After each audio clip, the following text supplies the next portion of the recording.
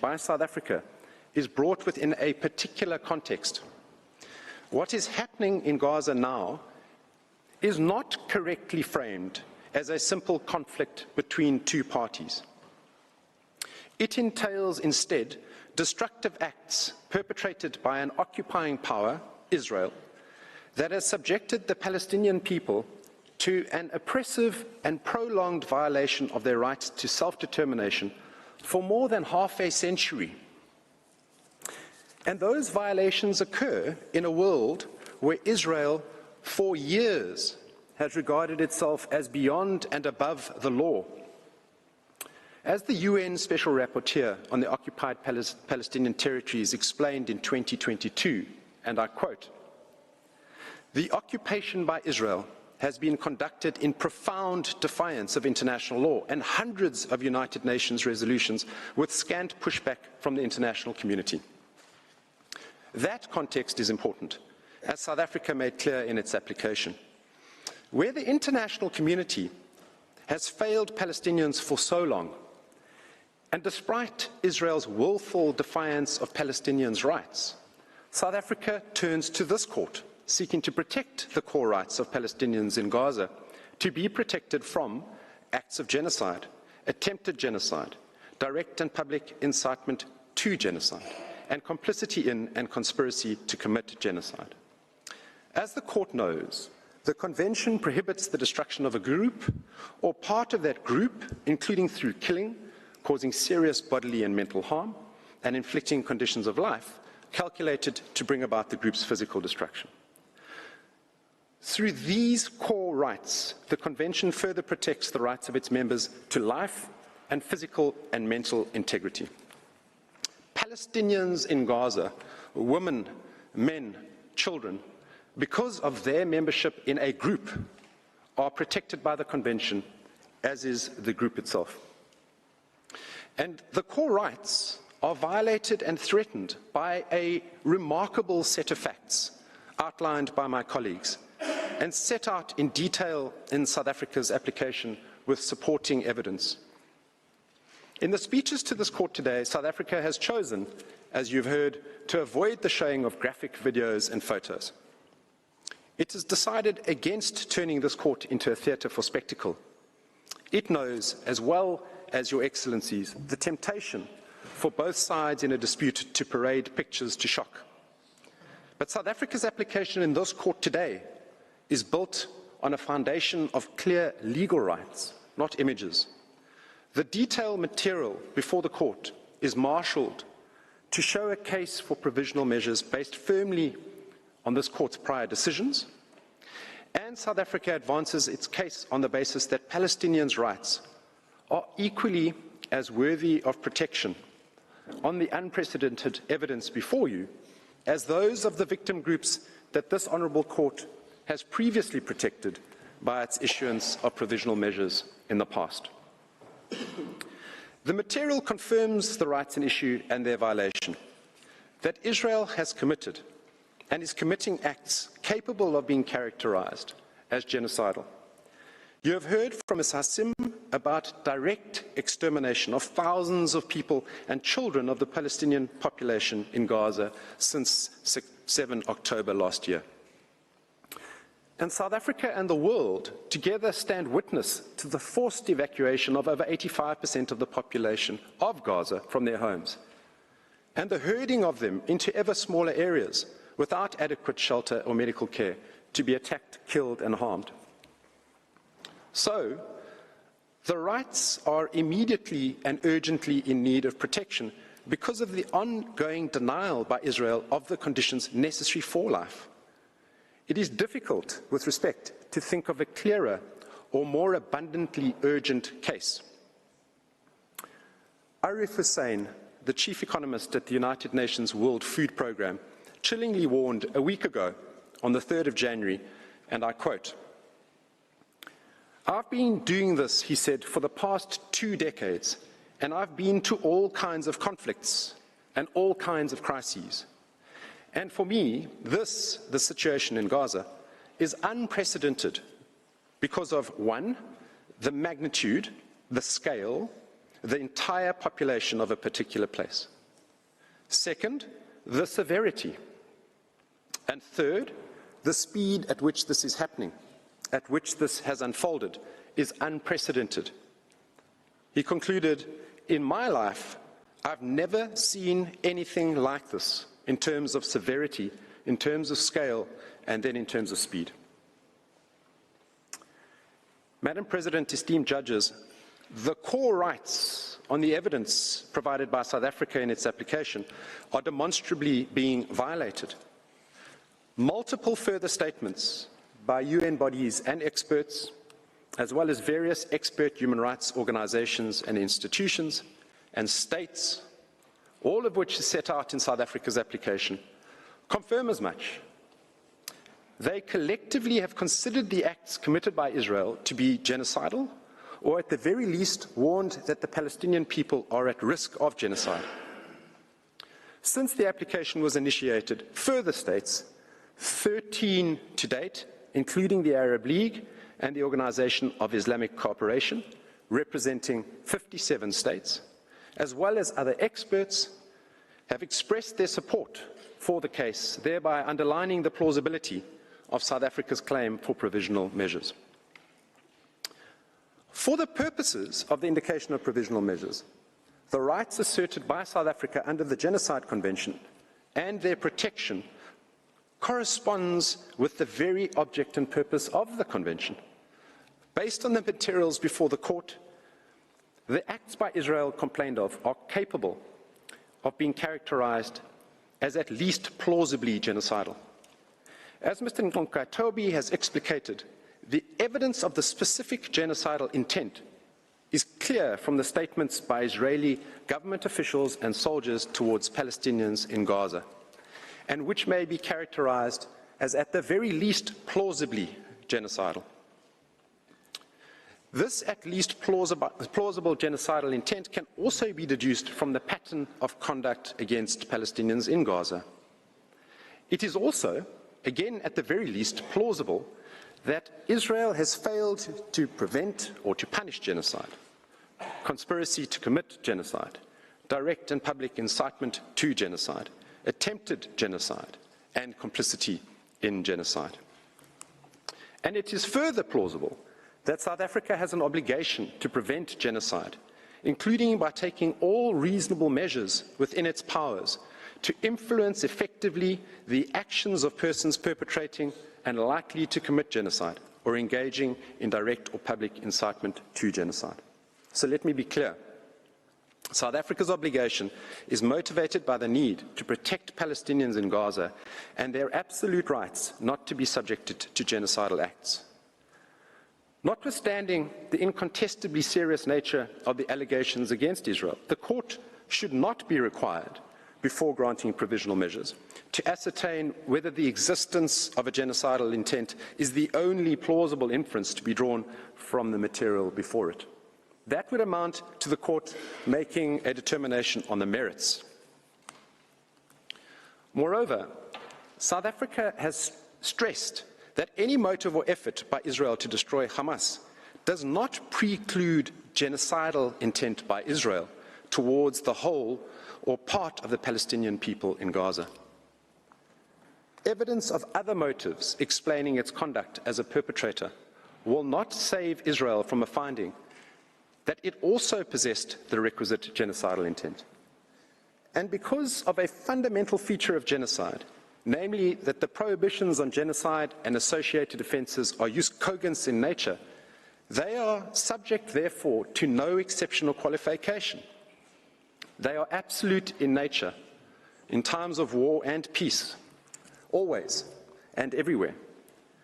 Furthermore, the fact that the alleged acts may also be characterized as crimes other than genocide should not exclude the plausible inference of the existence of genocidal intent. As the UN Secretary-General has stated, the prevention of genocide is intrinsically connected to preventing crimes against humanity and war crimes, as these crimes tend to occur concurrently in the same situation rather than as isolated events. Consequently, he said, initiatives aimed at preventing one of the crimes will in most circumstances also cover the others. And as also set out in the ILC articles on state responsibility, the wrongful act of genocide is generally made up of a series of acts which are themselves internationally wrongful. Madam President, honourable members of the Court, South Africa's claims thus concern, in the first place, its own obligations as a state party to the Genocide Convention to act to prevent and punish genocide. In the application, South Africa has stressed that it is acutely aware of its own obligation as a state party to the Convention to prevent genocide. Indeed, this Court has recognised the universal character both of the condemnation of genocide and of the cooperation required in order to liberate mankind from such an odious scourge. As the prohibition of genocide is assuredly a peremptory norm of international law, or jus cogens, it is crucial that states pursue their interest under the Convention in ensuring acts of genocide are prevented. Additionally, due to the special characteristics of the Genocide Convention, the respondent state owes this duty not only to the Palestinian people, but to all states parties to the Genocide Convention, including South Africa. This has been emphasised repeatedly by this Court and most recently in the Gambia case, where the Court held, and I quote, "All the states parties to the Genocide Convention have a common interest to ensure that acts of genocide are prevented, and that if they occur, their authors do not enjoy impunity. That common interest," said the Court, "implies that the obligations in question are owed by any state party to all the other states parties to the Convention." Similarly, the Court has reiterated that in such a convention, the contracting states do not have any interests of their own. They merely have, one and all, a common interest, namely the accomplishment of those high purposes which are the raison d'etre of the Convention.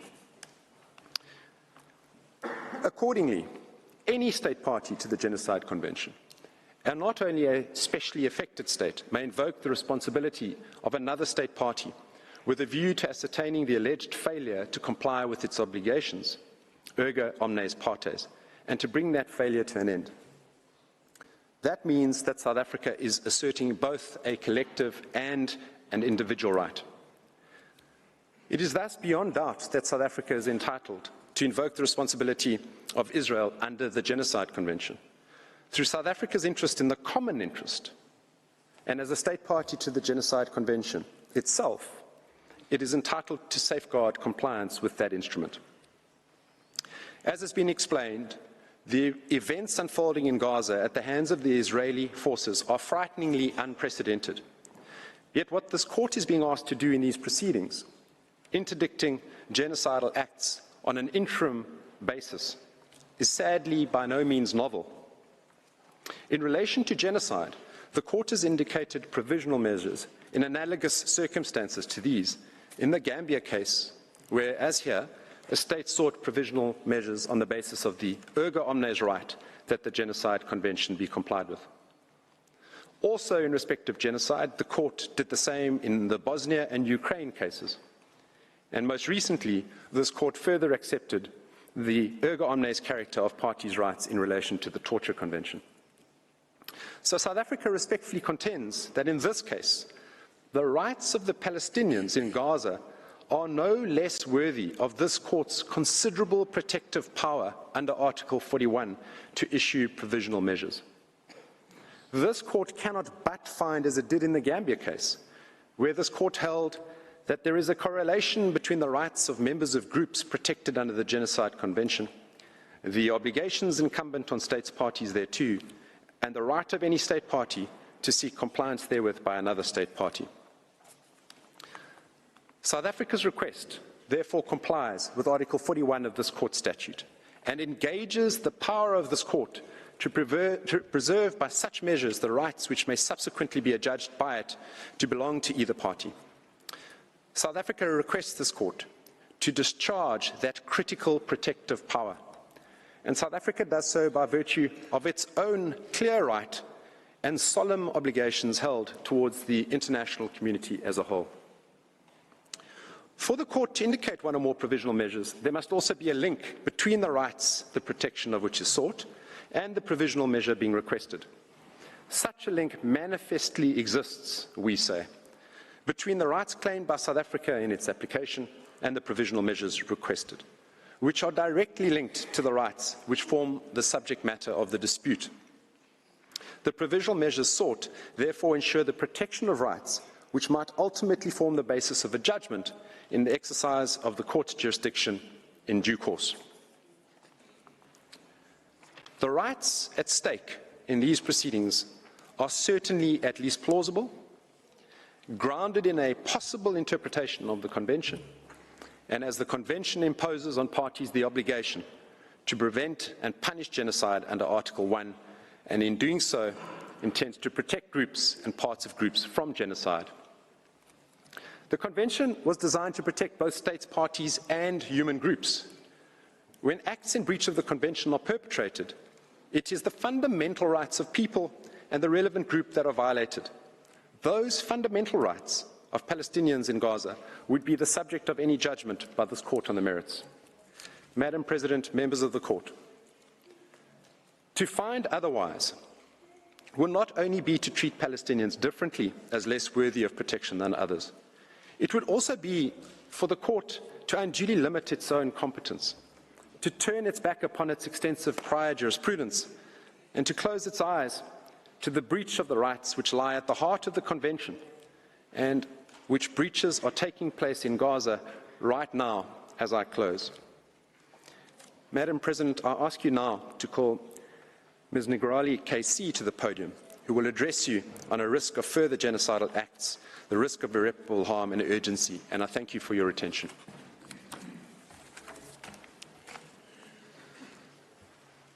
I thank Professor du Plessis, and I now invite Ms. Glini Negrali to take the floor. You have the floor, Madam.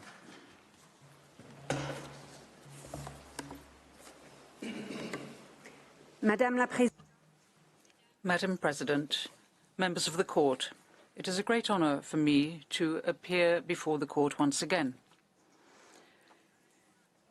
It is also both a privilege and a weighty responsibility for me to represent South Africa in this case of such severe gravity. It is my task to examine the urgency and the risk of irreparable harm to the rights claimed, the final two conditions to be met for the Court to indicate provisional measures. Before that, I should like to address South Africa's sincere apologies to the Francophone members of the Court for not having made any of its submissions in French. South Africa would ask you not to regard this as a lack of courtesy on its part. If you will allow, I shall now continue my pleadings in English. Madam President, members of the Court, there is an urgent need for provisional measures to protect Palestinians in Gaza from the irreparable prejudice caused by Israel's violations of the Genocide Convention. The United Nations Secretary-General and its chiefs describe the situation in Gaza variously as a crisis of humanity, a living hell, a bloodbath, a situation of utter deepening and unmatched horror, where an entire population is besieged and under attack, denied access to the essentials for survival on a massive scale. As the United Nations Under-Secretary-General for Humanitarian Affairs stated last Friday, and I quote, "Gaza has become a place of death and despair. Families are sleeping in the open as temperatures plummet. Areas where civilians were told to relocate for their safety have come under relentless bombardment. Medical facilities are under relentless attack. The few hospitals that are partially functional are overwhelmed with trauma cases, critically short of all supplies, and inundated by desperate people seeking safety. A public health disaster is unfolding. Infectious diseases are spreading in overcrowded shelters as sewers spill over. Some 180 women are giving birth daily amidst this chaos. People are facing the highest levels of food insecurity ever recorded. Famine is around the corner. For children in particular, the last 12 weeks have been traumatic. No food, no water, no school, nothing but the terrifying sounds of war, day in and day out. Gaza has simply become uninhabitable. Its people are witnessing daily threats to their very existence, while the world watches on." End quote. The court has heard of the horrific death toll and of the more than 7,000 Palestinian men, women and children reported missing, presumed dead or dying slow, excruciating deaths trapped under the rubble. Reports of field executions and torture and ill-treatment are mounting, as are images of decomposing bodies of Palestinian men, women and children left unburied where they were killed, some being picked upon by animals. It is becoming ever clearer that huge swathes of Gaza, entire towns, villages, refugee camps, are being wiped from the map. As you have heard, but it bears repeating, according to the World Food Programme, 4 out of 5 people in the world in famine or a catastrophic type of hunger are in Gaza right now. Indeed, experts warn that deaths from starvation and disease risk significantly outstripping deaths from bombings. The daily statistics stand as clear evidence of the urgency and of the irreparable prejudice. On the basis of the current figures, on average, 247 Palestinians are being killed and are at risk of being killed each day, many of them literally blown to pieces. They include 48 mothers each day, 2 every hour, and over 117 children each day, leading UNICEF to call Israel's actions a war on children. On current rates which show no sign of abating, each day, over 3 medics, 2 teachers, more than 1 United Nations employee, and more than 1 journalist will be killed, many while at work or in what appear to be targeted attacks on their family homes or where they are sheltering. The risk of famine will increase each day.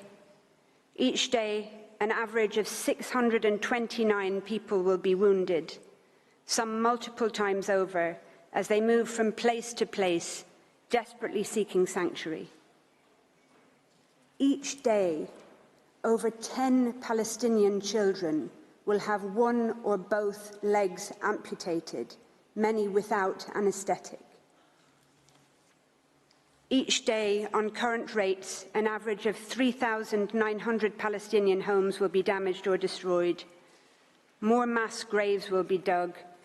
More cemeteries will be bulldozed and bombed and corpses violently exhumed, denying even the dead any dignity or peace. Each day, ambulances, hospitals and medics will continue to be attacked and killed.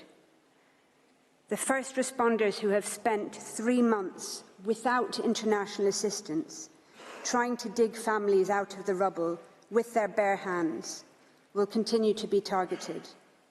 On current figures, 1 will be killed almost every second day, sometimes in attacks launched against those attending the scene to rescue the wounded. Each day, yet more desperate people will be forced to relocate from where they are sheltering or will be bombed in places where they have been told to evacuate to.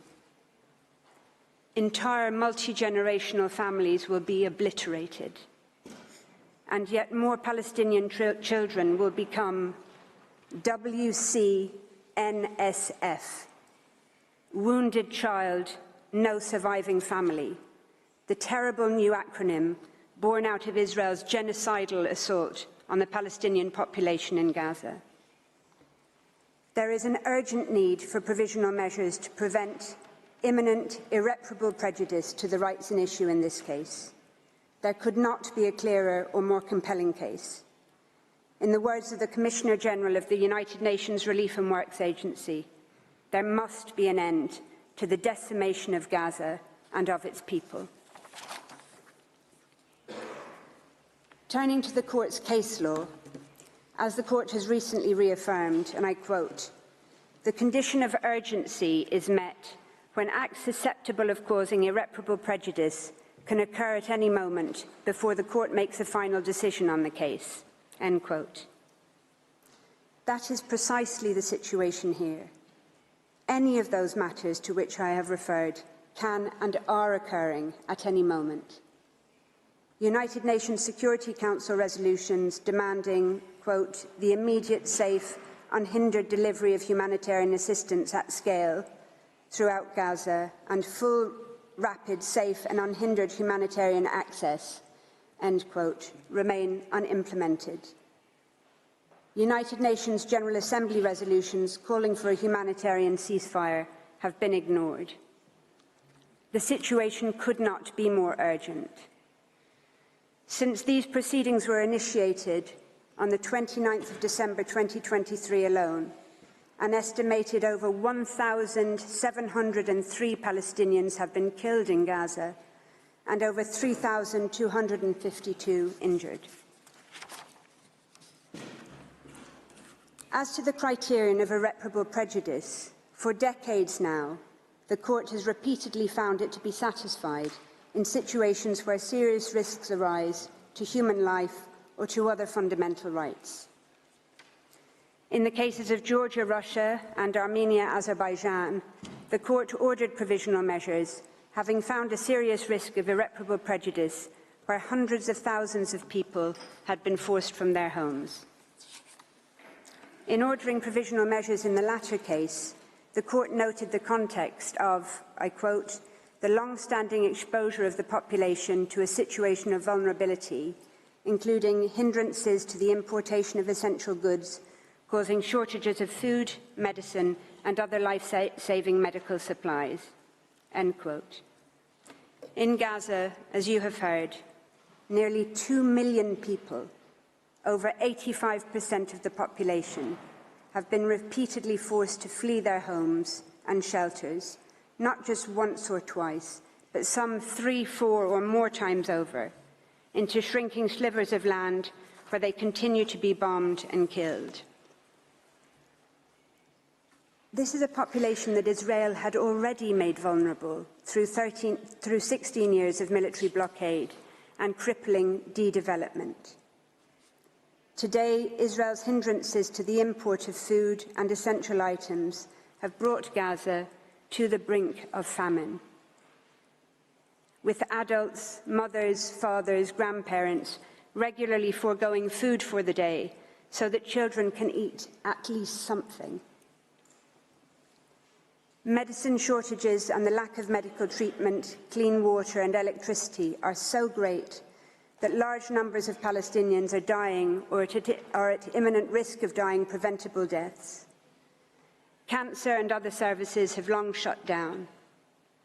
Women are undergoing caesarean sections without anaesthetic in barely functioning hospitals, described as scenes from a horror movie, with many undergoing otherwise unnecessary hysterectomies in an attempt to save their lives. In the Canada-Syria torture case, the Court made clear that, I quote, "individuals subject to torture and other acts of cruel, inhuman or degrading treatment or punishment are at serious risk of irreparable prejudice." Well, Palestinians in Gaza are also at risk of such irreparable prejudice, with videos of Palestinian boys and men rounded up and stripped and degraded broadcast to the world, alongside footage of serious bodily harm and accounts of serious mental harm and humiliation. In Qatar, United Arab Emirates, the Court considered provisional measures to be justified, having regard to the risk of irreparable prejudice deriving from factors such as people being forced to leave their places of residence without the possibility of return, the psychological distress of temporary or potentially ongoing separation from their families, and the harm associated with students being prevented from taking their exams. If provisional measures were justified there, how could they not be in Gaza, where countless families have been separated, with some family members evacuating under Israeli military orders and others staying behind at extreme risk to care for the wounded, infirm and the elderly, where husbands, fathers and sons are being rounded up and separated from their families, taken to unknown locations for indeterminate periods of time. In the Qatar case, the court issued a provisional order where harm to approximately 150 students was an issue. In Gaza, 625,000 school children have not attended school for 3 months, with the United Nations Security Council expressing deep concern, I quote, that the disruption of access to education has a dramatic impact on children and that conflict has lifelong effects on their physical and mental health. Almost 90,000 Palestinian university students cannot attend at university in Gaza. Over 60% of schools, almost all universities, and countless bookshops and libraries have been damaged or destroyed, and hundreds of teachers and academics have been killed, including deans of universities and leading Palestinian scholars, obliterating the very prospects for the future education of Gaza's children and young people. Notably, the court has found provisional measures to be justified in all 3 cases where they were previously sought in relation to violations of the Genocide Convention. It did so in Bosnia and Serbia in 1993, finding on the basis of evidence that was certainly no more compelling than that presently before the court, that it was sufficient to determine that there was, and I quote, a grave risk of acts of genocide being committed. The court found provisional measures to be justified in the Gambia-Myanmar case on the basis of a risk of irreparable prejudice to the Rohingya, subject to, quote, mass killings as well as beatings, the destruction of villages and homes, denial of access to food, shelter, and other essentials of life. More recently, in indicating provisional measures in Ukraine-Russia, the court considered that Russia's military activities had, quote, resulted in numerous civilian deaths and injuries and caused significant material damage, including the destruction of buildings and infrastructure, end quote, giving rise to a risk of irreparable prejudice. The court had regard to the fact that, quote, attacks are ongoing and are creating increasingly difficult living conditions for the civilian population, end quote, which it considered to be extremely vulnerable. The court also considered the fact that, I quote again, many persons have no access to the most basic foodstuffs, potable water, electricity, essential medicines or heating, and that many were attempting to flee under extremely insecure conditions.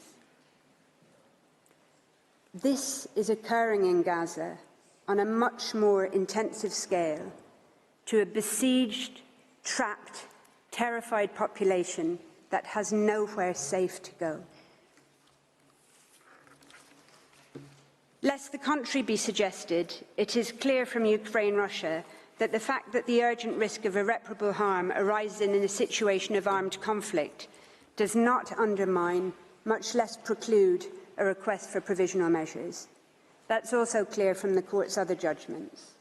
So in the case of armed activities on the territory of the Congo, for example, the court ordered provisional measures based on its finding that, quote, persons, assets and resources present on the territory of the Congo, particularly in the area of conflict, remain extremely vulnerable, and that there was a serious risk that rights at issue in the case may suffer irreparable prejudice, end quote.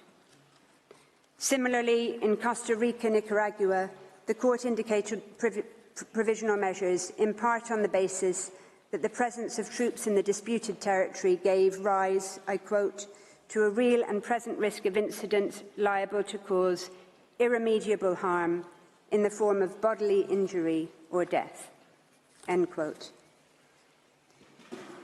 In relation to the Genocide Convention in particular, the court recalled in Gambia, Myanmar, that, quote, states parties expressly confirmed their willingness to consider genocide as a crime under international law, which they must prevent and punish independently of the context of peace or of war in which it takes place."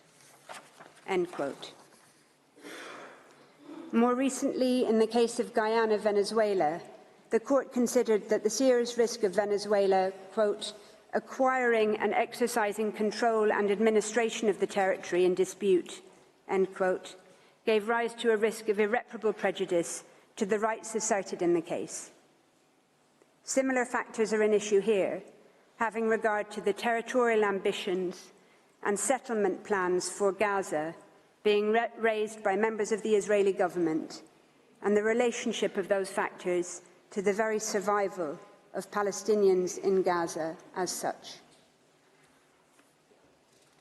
Similarly, any scaling up by Israel of access of humanitarian relief to Gaza in response to these proceedings or otherwise would be no answer to South Africa's request for provisional measures. In the case of Iran, United States, the court found a risk of irreparable harm from the exposure of individuals to danger to health and life caused by restrictions placed on medicines and medical devices, foodstuffs and other goods required for humanitarian needs. That was notwithstanding the assurances offered by the United States for it to expedite the consideration of humanitarian issues, and notwithstanding the fact that essentials were in any event exempt from the United States sanctions. The court considered that the assurances were, I quote, "not adequate